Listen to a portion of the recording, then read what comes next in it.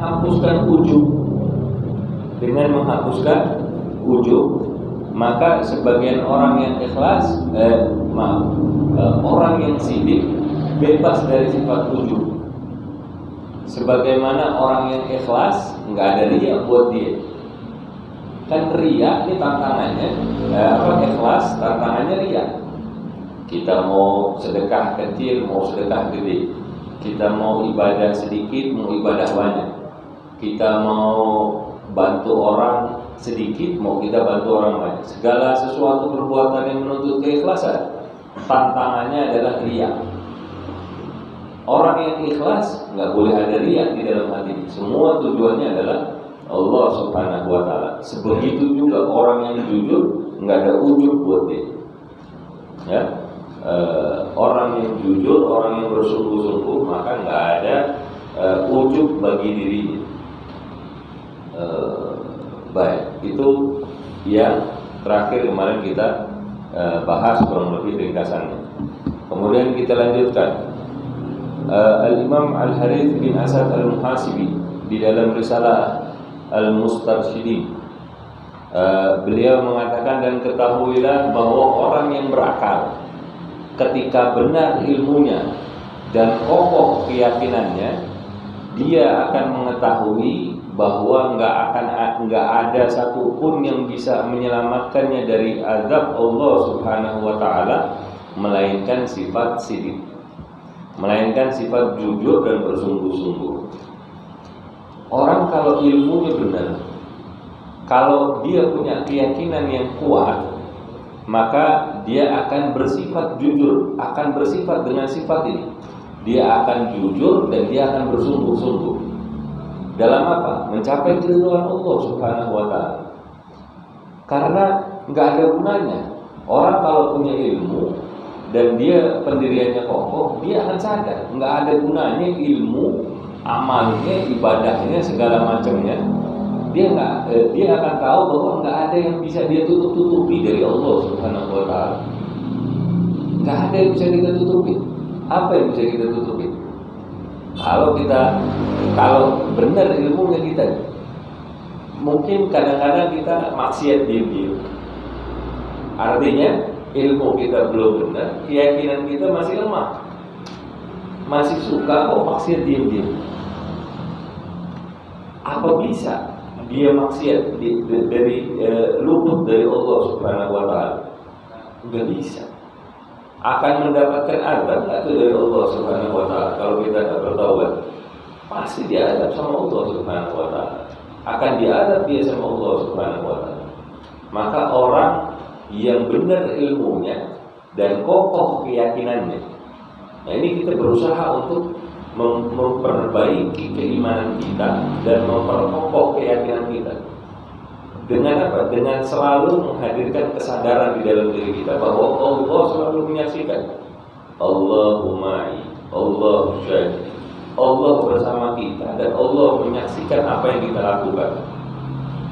Kalau kita mau jujur, kalau kita maksiat kecil-kecilan, tetap bakal diazab sama Allah. Apa yang bisa bikin kita selamat dari azabnya Allah? Ya bersifat jujur. Jujur.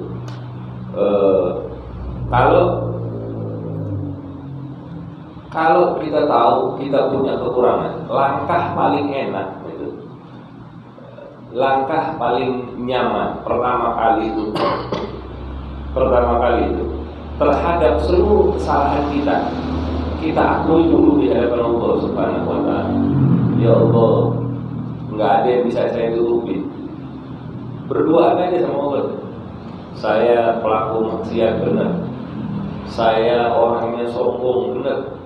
Saya masih punya sifat riya di dalam hati saya. Akui seluruh perbuatan kita. Yang bisa kita ingat, akui semua. Jujur sama Allah.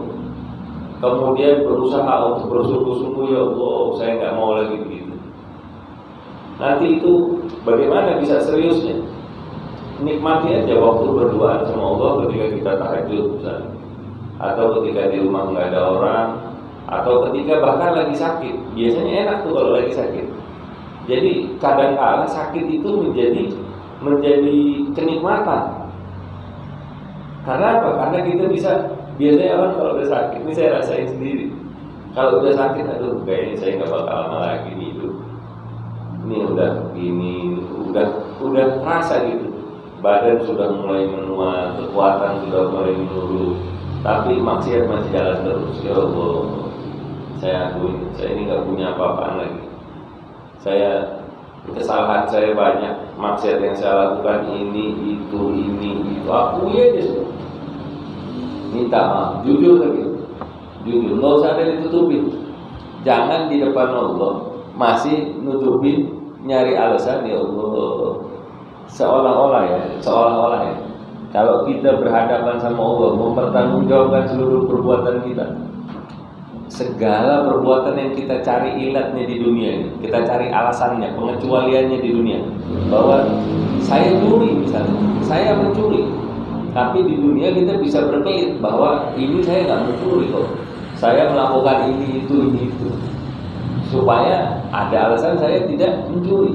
Atau saya melakukan maksiat, enggak, saya nggak melakukan maksiat, saya melakukannya ini karena terpaksa misalnya. Karena ini kita di dunia bisa beralasan, tapi kalau di hadapan Allah, ente mau alasan apa? Kita mau alasan apa di hadapan Allah? Apa bisa? Gak bisa. Maka jadikan sifat itu jujur di hadapan Allah Subhanahu Wa Taala. Karena kalau kita jujur sama diri kita bahwa kita melakukan maksiat dan kita adukan itu sama Allah, benar ya Allah, saya nggak ada pembelaan apa-apa, saya emang bersalah, saya ngelakuin maksiat itu, saya lakukan penipuan itu, saya lakukan kecurangan itu, saya lakukan ini, saya lakukan itu, benar ya Allah, nggak ada pembelaan, dan saya lakukan itu dalam keadaan saya begini, begitu. Sekarang ya Allah, saya datang kepadamu, saya minta pengampunan. Saya berusaha mulai saat ini bersungguh-sungguh untuk bisa begini, begitu. Coba lakukan, tak berasa enak. Karena dengan kita melakukan itu, kita akan selamat dari azabnya Allah Subhanahu Wa Taala. Allah ini bukan raja yang keji. Asal kita mau ngaku aja dan kita minta ampunannya, pasti dikasih kok Allah. Ud'uni astajib lakum. Mintalah kepada aku, pasti akan aku kabulkan. Punya keyakinan itu, ya. Dan Allah pasti akan mengampuni hamba-hambanya buat mereka yang mau mengakui kesalahannya dan bersungguh-sungguh bertobat dan memperbaiki kehidupannya ke depan. Sehingga orang-orang yang punya sifat sidik tadi itu, yang benar ilmunya, kokoh keyakinannya, maka orang-orang ini akan berusaha untuk mencari sifat sidik, sifat jujur, sifat bersungguh-sungguh. Namanya mencari. Pasti dia akan belajar dan berusaha menerapkan. Karena pelajaran ini bukan pelajarannya otak, bukan. Pelajaran ini pelajarannya hati. Bagaimana kita bisa menggunakan, bagaimana kita memikirkan segala sesuatunya hanya untuk akal aja, tanpa kita terapkan di dalam hati kita, kemudian kita terapkan di dalam kehidupan kita, maka ilmu yang nyampe ke orang nggak ada manfaatnya. Jadi dia berusaha untuk mencari sifat sidik dengan dan mempelajari akhlak orang-orang yang berperilaku sidik. Kenapa dia berusaha mencari? Kenapa dia mempelajari perilaku mereka?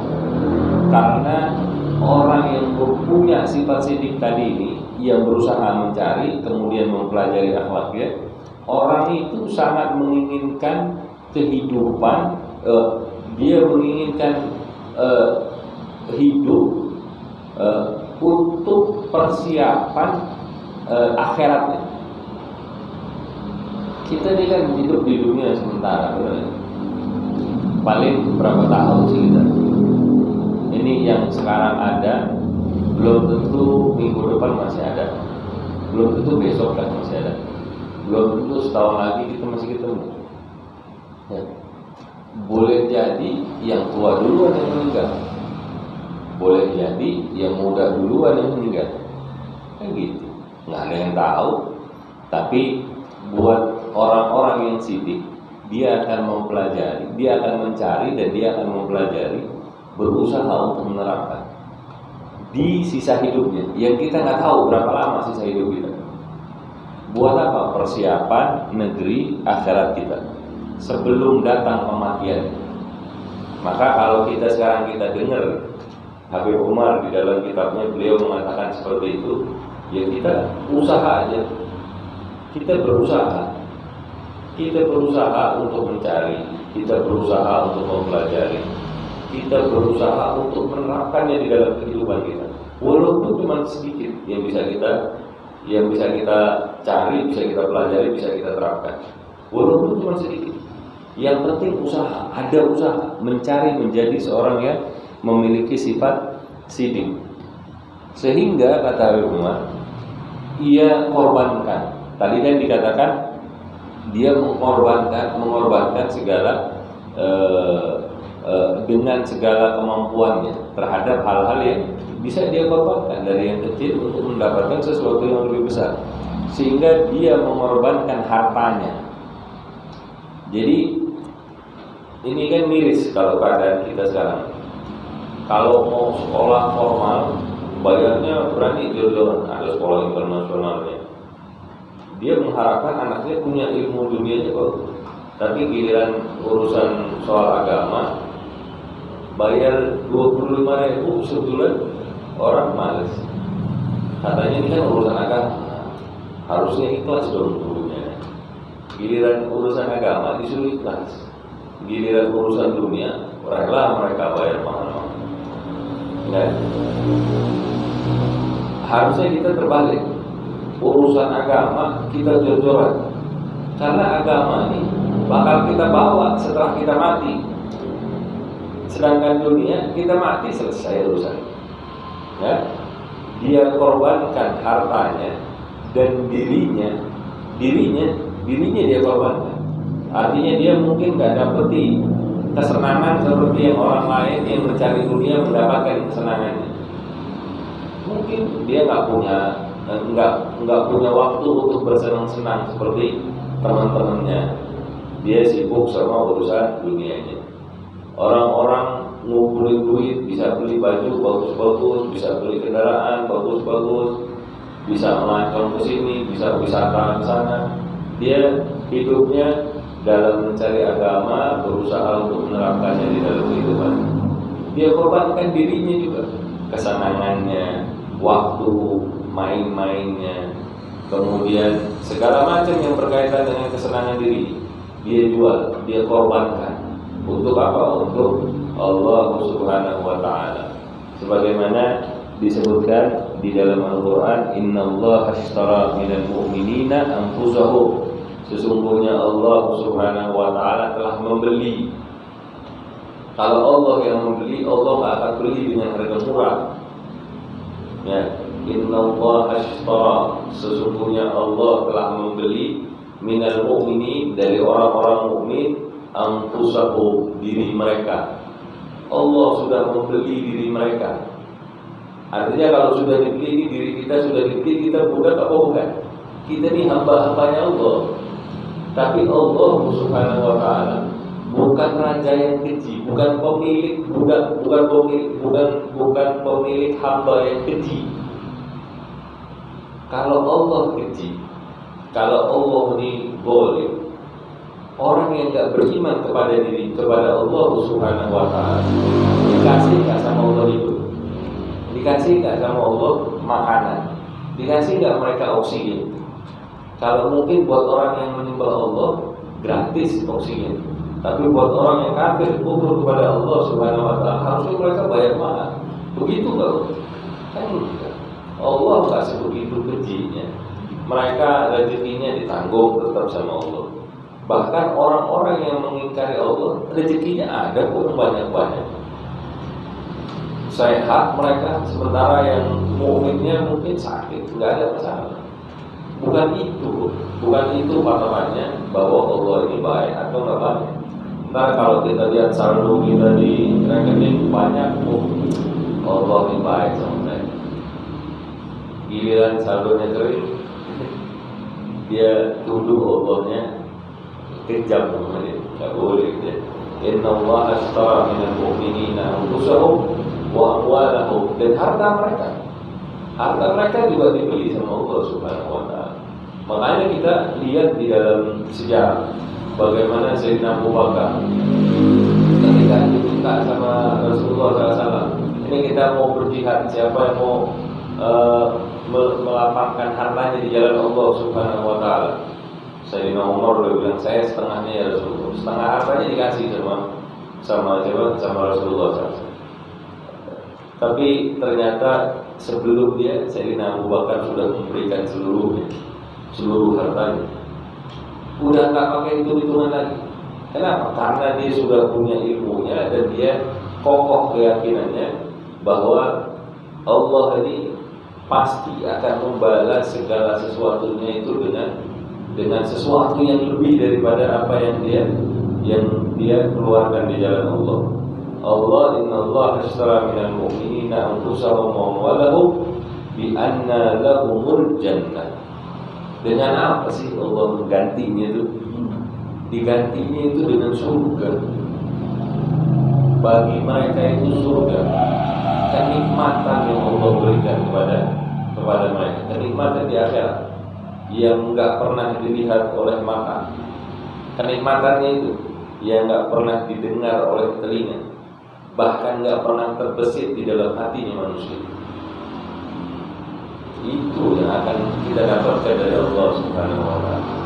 Yo, katanya surga ini begitu. Itu hanya gambarannya.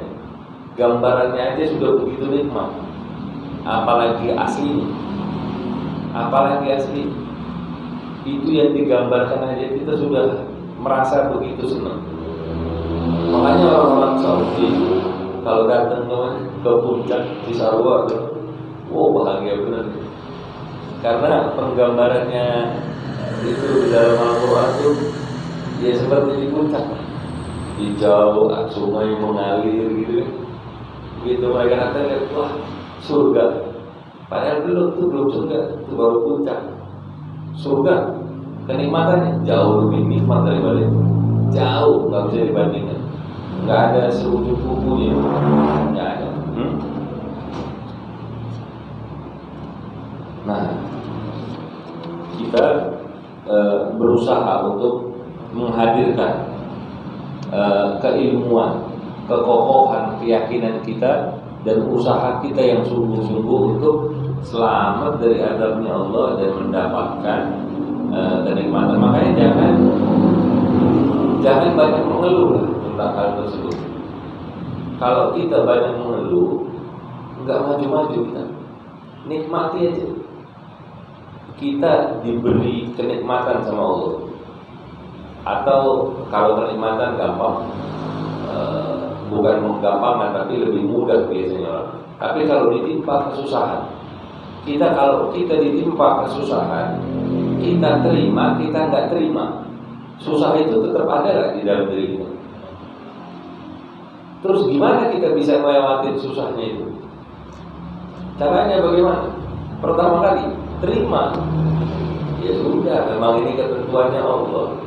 Orang kalau ditimpa kesusahan dan hatinya tenang menerima bahwa ini adalah ujian dari Allah, maka dengan dia menerima, dia akan lebih mudah untuk menjalankan ke depannya.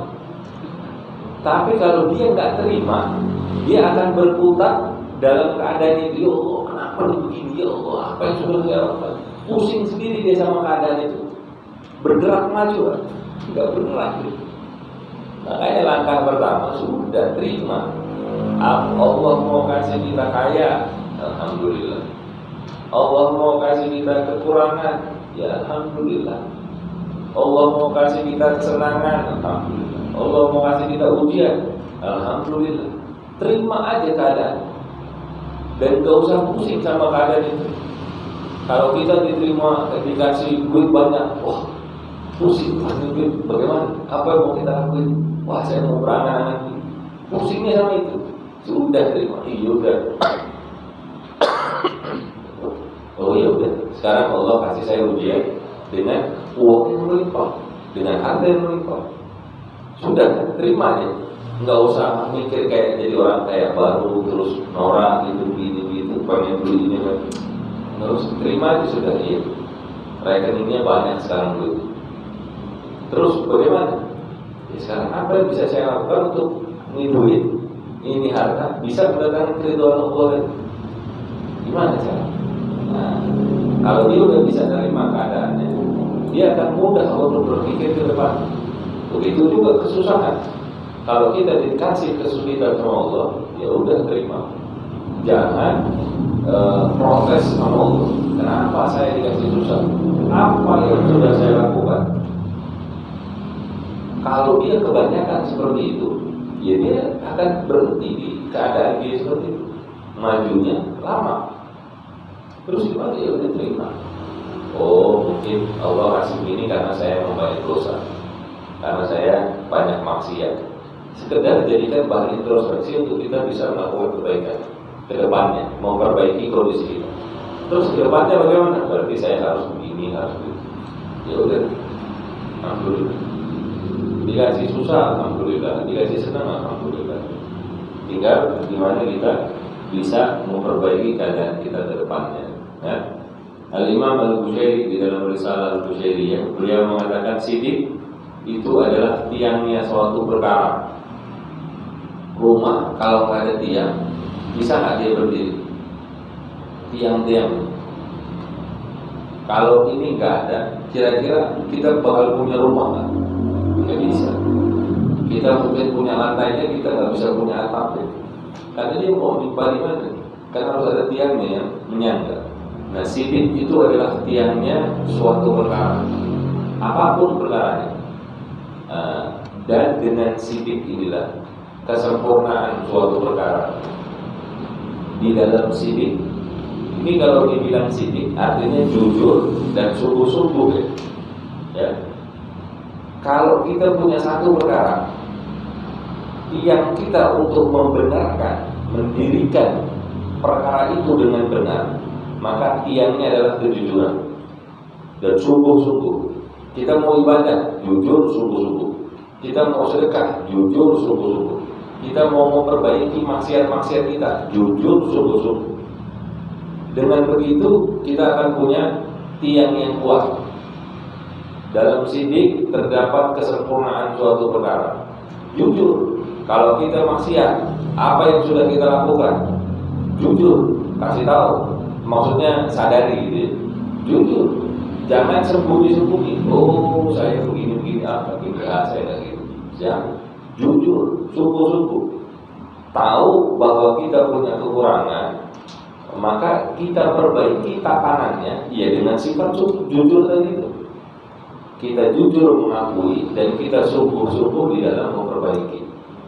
Makanya sidik itu tiangnya suatu perkara dan kesempurnaan suatu perkara. Karena di dalam sifat itu terdapat tatanan yang benar. Kalau kita tutup-tutupi, bagaimana kita bisa mendirikan tiang yang benar kalau kita ada kecurangan lagi di dalam? Ya. Kita bohong, ini kita bikin shopnya gede, tapi padahal tulangnya kecil. Kira-kira nih rumah bisa berdiri nggak? Ya mungkin berdiri bisa, tapi usianya nggak bakal lama. Giliran di audit ketahuan, bohong ente, tiang ente bohong, nggak ada kejujuran di dalamnya. Ya? Karena di dalam sidik itu ada tatanan yang benar, ada kesempurnaan suatu perkara dan dia merupakan tiang penyangga suatu perkara tadi. Dan minimalnya sifat sidik adalah seimbangnya antara zahir dengan batin. Seimbang, ya. Ilmu sama amalnya seimbang. Enggak berlebihan, enggak kurang-kurang. Saya bisanya begini. Yang bisa saya lakukan dengan ilmu saya begini, ilmu saya begini, yang bisa saya lakukan begini. Ya sudah, minimalnya sudah begini. Minimalnya udah begitu. Minimalnya sifat sidik. Ya. Dan diriwayatkan dengan sanad dari Sa'ad bin Abdullah bahwa beliau berkata, tidak mencium aroma sidik orang yang mudahana kepada dirinya atau orang lain. Mudahana itu penjilat di dalam agama. Dia tahu ilmunya, dia tahu itu salah, dia tahu ini kurang benar, tapi dicari-cari alasannya supaya itu tidak seperti itu. Dia tinggalkan amar ma'ruf nahi munkar dengan keilmuannya juga. Dengan keilmuan dia mencari-cari cara supaya yang salah jadi benar, yang benar jadi salah. Nah, ini orang yang punya sifat mudahana. Orang-orang seperti itu penjilat di dalam agama. Ini seperti sifatnya para rabi-rabi Yahudi di zaman mereka yang menjilat terhadap pemerintahan, terhadap kekaisaran Romawi pada saat atau siapalah penguasanya. Nah, orang-orang seperti itu gak akan mencium aroma kejujuran, gak akan mencium aroma kesungguhan, karena mereka sibuk sama urusan menjilatnya itu, menjilat di dalam agama. Ya.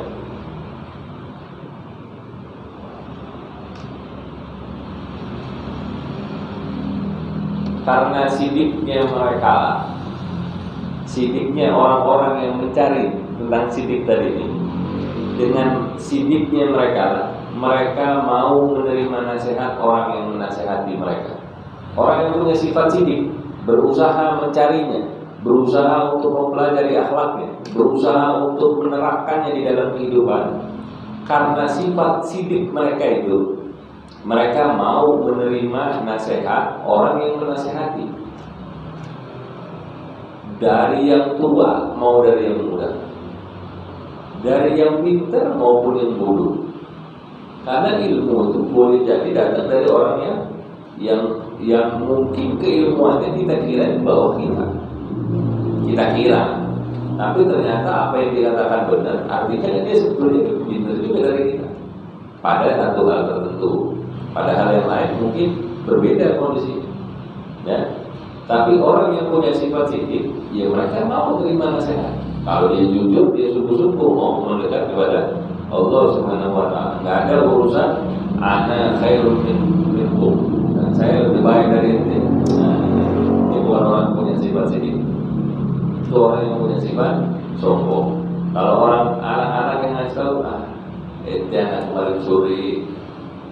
Tadi dibilangin, dikasih nasihat sama kiai kampung, itu dari kampung, ini dari kota.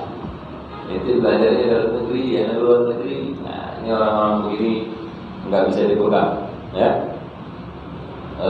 Dan mereka orang yang punya sifat sidik itu tadi, mereka senang dengan nasihat tersebut. Kita kalau salah dinasihatin senang apa enggak?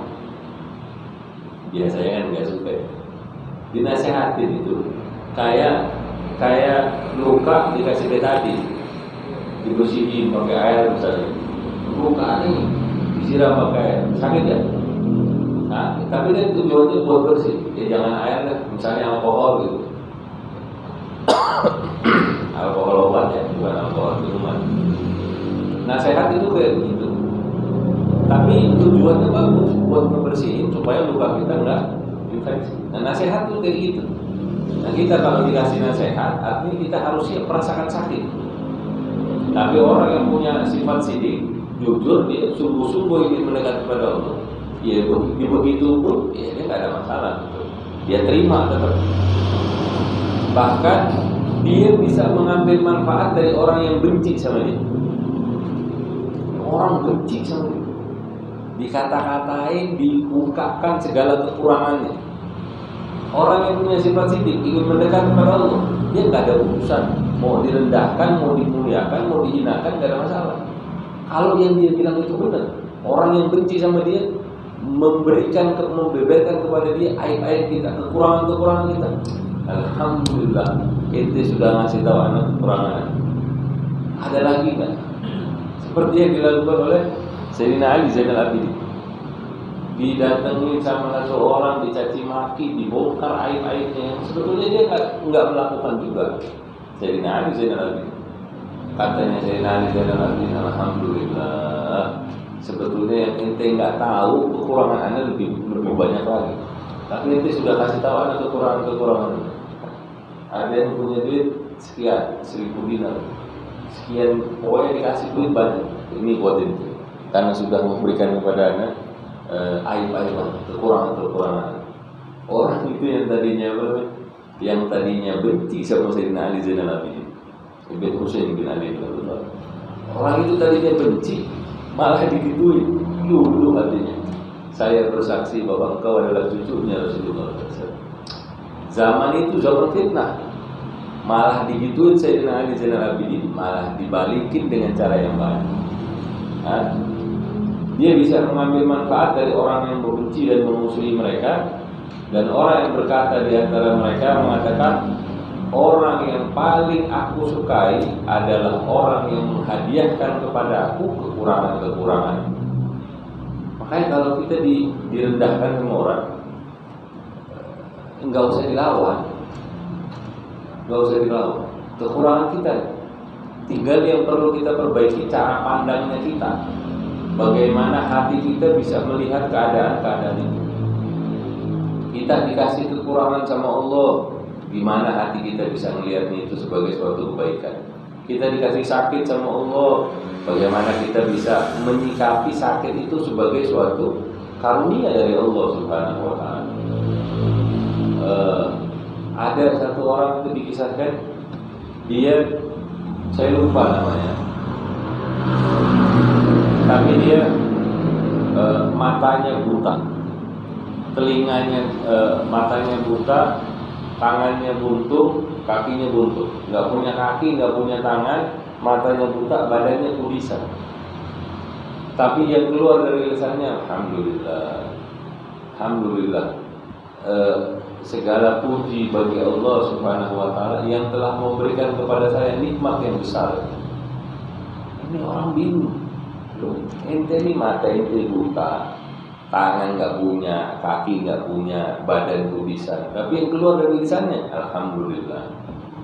Dia bilang, yang buta itu bukan mata, yang buta itu hati. Mata saya nggak bisa melihat, tapi hati saya masih bisa mengenal Allah. Maka alhamdulillah, itu yang keluar dari lisannya.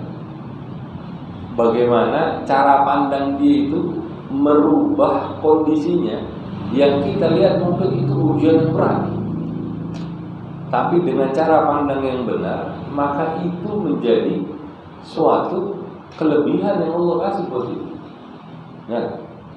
Nah, kalau ada orang, kalau kita bisa berpandangan begitu kepada Allah Subhanahu wa Ta'ala, maka kalau kita melihat orang, makhluk ciptaannya Allah, menghadiahkan kepada kita kekurangan-kekurangan kita, dibeberin, oh ini si fulan, ini begini nih, ini tukang tipu nih, pengkhianat, dia pernah melakukan ini, pernah melakukan itu. Ya mungkin hati sih manusiawi ya, mungkin kita ini kan orang biasa, pasti ada sakit hatinya. Tapi kita perbaiki, kita berusaha untuk bersungguh-sungguh jujur kepada diri. Kalau kita lakukan ya sudah, terima, alhamdulillah. Karena itu akan menjadi pengingat bagi diri kita untuk, ya Allah, ini di hadapan makhluk aja saya nggak bisa nutup-nutupin, maka bagaimana di hadapan Engkau? Kalau sekarang udah kebuka, kalau sekarang udah kebuka, maka akan lebih mudah bagi dia untuk, kalau dia mau jujur sama Allah, akan lebih mudah bagi dirinya untuk bisa minta ampunan dari Allah Subhanahu wa Ta'ala, untuk jujur kepada Allah Subhanahu wa Ta'ala, dan dia akan lebih mudah berusaha untuk melakukan sesuatu yang lebih baik ke depannya. Ya, karena sidiknya mereka lah, seseorang dari mereka senang manusia mendatangi orang lain selain daripada diri. Karena sifat sidik, karena sifat jujur sungguh-sungguh. Kalau ada, dia mungkin jadi rujukan di tempatnya, di negerinya. Tapi kalau orang yang jujur, ketika orang nggak lagi datang ke dia, datangnya ke orang lain, nggak ada masalah. nggak ada masalah. Kenapa? Karena tujuannya dia Allah Subhanahu wa Ta'ala, bukan tujuannya makhluk. Nah, dari setiap orang yang tidak membahayakan manusia dalam urusan agama mereka, jelas ya. Dan mereka senang dengan munculnya kebaikan melalui tangan siapapun. Ini nggak perlu kita memonopoli kebaikan. Saya bisa melakukannya cuma ini. Yang bisa saya lakukan kebaikan ini. Kalau ada orang lain melakukan kebaikan dengan cara yang berbeda, yang lain seperti yang kita lakukan, nggak usah direndah-rendahkan. Dia kan begitu, karena dia nggak usah begitu. Kalau emang dia melakukan kebaikan, ya alhamdulillah. Sokong juga kebaikan.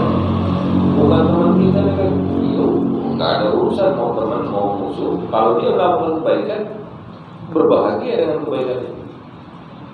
Karena kebaikan itu muncul dari tangan siapapun, dia nggak ada masalah. Tujuannya bukan untuk jago-jagoan di hadapan manusia, bukan mendapatkan kedudukan di mata manusia. Tujuannya sama. Kita semua ingin mendekat kepada Allah Subhanahu wa Ta'ala dengan memperbanyak kebaikan. Kita bisa melakukan, alhamdulillah. Orang lain bisa melakukan, alhamdulillah. Tambah banyak orang yang bisa melakukan kebaikan, tambah senang kita. Kenapa? Karena kita semua bisa bareng-bareng melakukan kebaikan sesuai dengan apa yang bisa kita lakukan untuk bisa mendekat kepada Allah Subhanahu wa Ta'ala. Ya, semoga Allah Subhanahu wa Ta'ala menjadikan di dalam hati kita kesadaran dulu bahwa tujuan kita adalah untuk menuju kepada Allah Subhanahu wa Ta'ala. Semoga Allah memberikan kepada kita semua sifat jujur dan sungguh-sungguh. Jujur untuk mengakui segala kekurangan kita dan bersungguh-sungguh untuk memperbaikinya dan menjalani jalan mencari, mempelajari akhlak daripada orang-orang yang memiliki sifat-sifat sidik, dan kita berusaha untuk mengamalkan apa yang kita pelajari, apa yang kita ketahui, untuk kita semua sama-sama bisa mendekat kepada Allah Subhanahu wa Ta'ala dengan melakukan segala amal kebaikan yang bisa kita lakukan untuk mendekat kepada Allah Subhanahu wa Ta'ala. Dan semoga kita diwafatkan dalam keadaan husnul khatimah, dalam keadaan Allah menyaksikan bahwa kita mengakui segala kemaksiatan, kekurangan yang pernah kita lakukan, dan kita sedang dalam usaha untuk memperbaiki keadaan kita untuk mendapatkan keridhaan Allah Subhanahu wa Ta'ala. Dan semoga kita kelak dikumpulkan bersama Rasulullah SAW di dalam surga Firdausil A'la tanpa didahului hisab, tanpa didahului fitnah. Kita, pasangan hidup kita, orang tua kita, anak-anak kita, saudara-saudara kita, semua yang kita kenal dan semua yang mengenal kita, ala hadhihi niyyah wa likulli niyyatin shalihah wa ila hadratin Nabi Muhammad sallallahu alaihi wasallam bisirul Fatihah.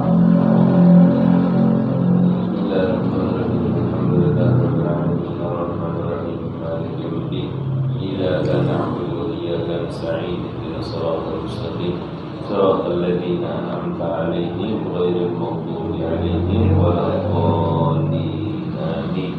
يا ربنا اعترفنا بأننا اخترقنا وأننا أشرفنا على لظى أشرفنا واتب علينا توبة تغسل لكل حوبة واستر لنا العورات وآمن الروعات واغفر لوالدينا ربي ومولودينا والأهل والإخوان وسائر الخلان وكل ذي محبة أميرة أو صحبة والمسلمين أجمعين آمين ربي الأسماء فضلا وجودا منا لا باكتساب منا بالمصطفى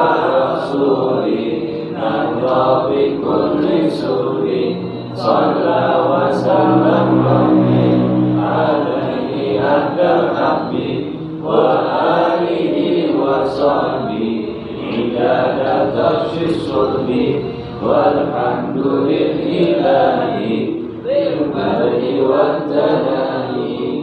Subhanakallahumma wa bihamdika asyhadu an la ilaha illa anta astaghfiruka wa atubu ilaik. Kurang lebihnya dari saya mohon maaf. Wassalamualaikum warahmatullahi wabarakatuh.